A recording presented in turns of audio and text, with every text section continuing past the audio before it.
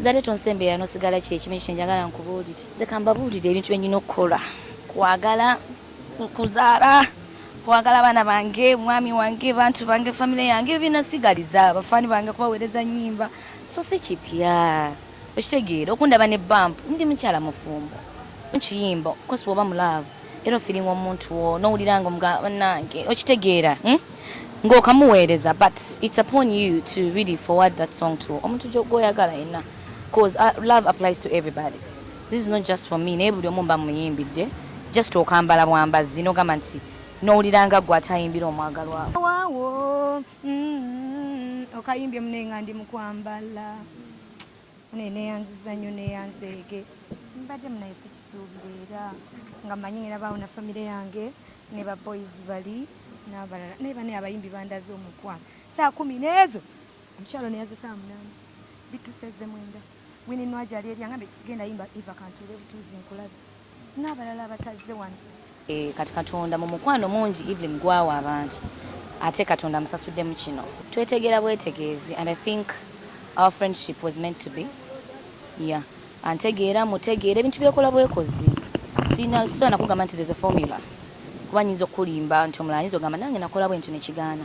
But omuntu mwetegeera bwetegeezi ne mwekanga nga buli kintu ki flowing smoothly. Kutegeeza mwami Sebunya n'aliya ne ama. Mwenna. Abato balika. Mwami Sebunya tali mu ggwanga. Ne inshallah ajja kudda. Music is a feeling. Nze nfulumya when I feel like ngampulira nti kati there's something bunch wulira nti kati let me release something okitegeera neera just kale ndowooza abantu butasiima busiimi I have a new song oluliyo terunaba okay views ziri waggulu naye terunaweza nadde emyezi ebiri you know naye mwe just kyabakwata bukwasi kiringa muntu kugamba how are you nogamba I'm fine mwe kyabakwata bukwasi nti mutusanga ng'obuze obadde wakuba abuze wandi nsanze wano era ndibadde ndi waka nga nyonsa ali akuba akyayonga nandibadde ndi waka naye yeah naye nga kyemba sabat is to be patient with me because simanyi nnyo bya paku naye nga ate they've been there like abawagizi bange bantegeera anjagala ta complaininga kyenjagala okakasa nti bo they're well bali comfortable with engeri gyenkola ebintu byange kuba munnange empaku kakiki ennyo surprisingly that has been my pace kuva dda pesi yange y'okufulumya si eya paku nakwa kati mina ekyokwekwasa musimanya biki naye ng'ebyo byonna gwe baaba guntwala guntwala nguwulya but I'm grateful because that's what we live for love, to love and to be loved okitegeera ebyo ebibanyumira tungamba mbu banange entalo zisuse tuli bubi musanyuse era muyina essanyu kati babawadde kye mwagala kiringa olwana kusanga oli mukyala nakuwa emmere kati babawadde mulye mukkirize babagabudde sawa yakulya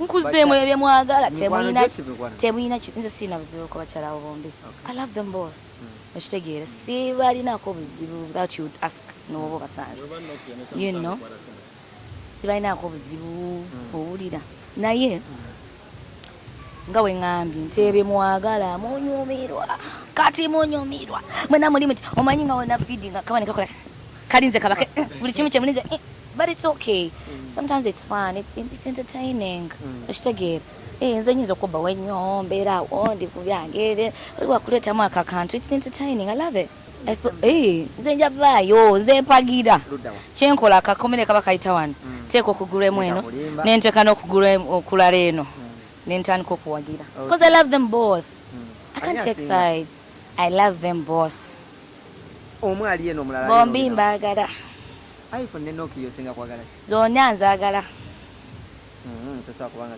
zonna nzaagala kati gonsiimira gonsiimira kyenjagala tommeraako nnyo nze bombi mbaagala Musindi yavaayo n'agamba nti nasobola okugatolinga abayimbi abakyala okuggyako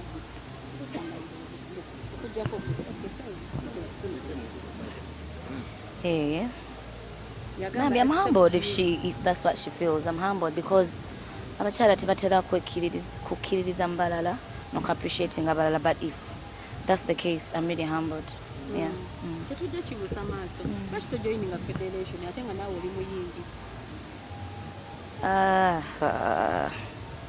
zino bitegeera nnyo ebyo Sina nnyo kyamaanyi bayira kyensobola kuddamu ku nsonga ezo boge mazima honestly yampita ate yampita nendoza nkaddiye sina kyenzijjukira walla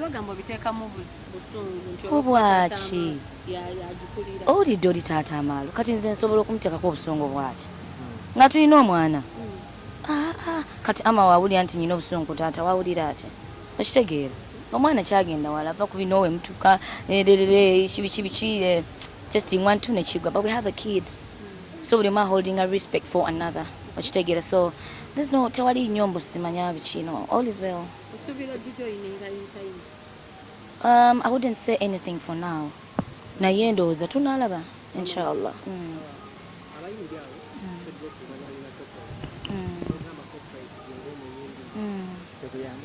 No, the main goal, that's the main goal. Copyright is the main goal. Okitegeera.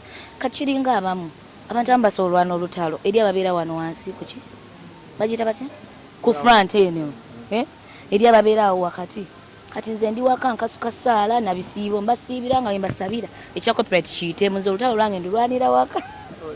Kubanga ekya copyright nsibira copyright taata kigyetaaga. Era nze nkasuka ssaala na bisiibo temundaba ku front naye ssaala n'ebisiibo mbaweereza bannange mutambuze ekintu kiyitemu naffe tufune ku ssente nawe ofune ku ssente.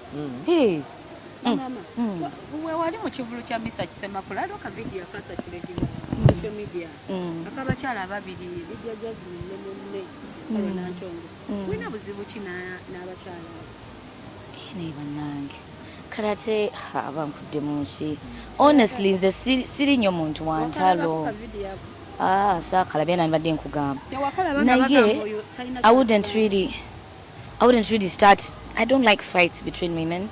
It's even disrespectful. So I wouldn't go there. Saakalaba ndoza namuno nti yakandaga atera okundaga ebintu ntunaga munake kano kalabye ne muna sina kyenalaba. Kulikayo e Dubai. Navuddeyo. Bigambo era byatambudde nti ogezze. Ulirangeze nengeze bunze. Laavu kyenkola mwana mama. Bachiri kutuukako olingamba gotolaba ogezze mu bitundu ebimu. Mama akasemba.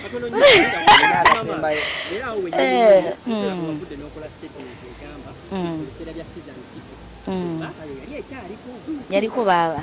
Yaliko. Kati owakana ki? Owakana ki yaliko? Nenga kyesyo si nsonga nkulu by the way. You know me when I'm performing, I interact a lot ne bafans bange. Mbanja kibeeranga abanyumyamu. Okitegeera. Mbanze ku stage tusekemu tunyumyamu izze si bya lutalo. Okitegeera. Kwasinze nti nzina nyama zina sikola kiso. Kyensobola kunyumya nabo as I sing. Okitegeera. So that was one of the things I told them because okay, kyali kituufu yadde mukiwakana but I was just trying to interact with them. Yeah.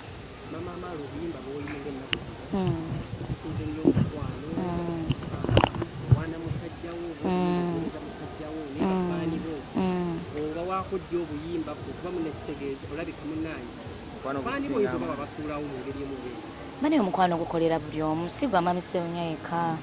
Bwe ntaakayimba oli akambala kyobala oli akusanga mu kkubo n'akugamba wabula kano wakanyimbidde kano kange. It's because love egatta buli nzale tonsemberera nosigala kyekimu kyenjagala nkubuulire. Tosobola kunsemberera nosigala kyekimu sikwewaana. Asitula ensaba atuziza abantu. Kale gondo kati munsawo ya Evelyn Namulondo giwulire. Nawe ejja kusuula ekiko. Okitegeera. Okitegeera kyenkugamba. So abantu just babeera awo bagala nnyo okunafuya abantu. But it's okay. Waba okusitula ensawo yange akoze musho. Kati ngeyiye zitowa. Katonda mu obuyinza n'ekitiibwa. Mama Mara akasemba jembe.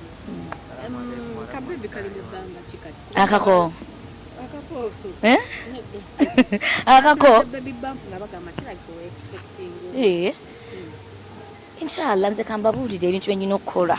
Kwagala, okuzala, kwagala abaana bange, mwami wange, bantu bange, family yange binasigaliza abafani bange kubaweereza nnyimba. So si kipya. Okitegeera okundaba ne bump ndi mukyala mufumbo.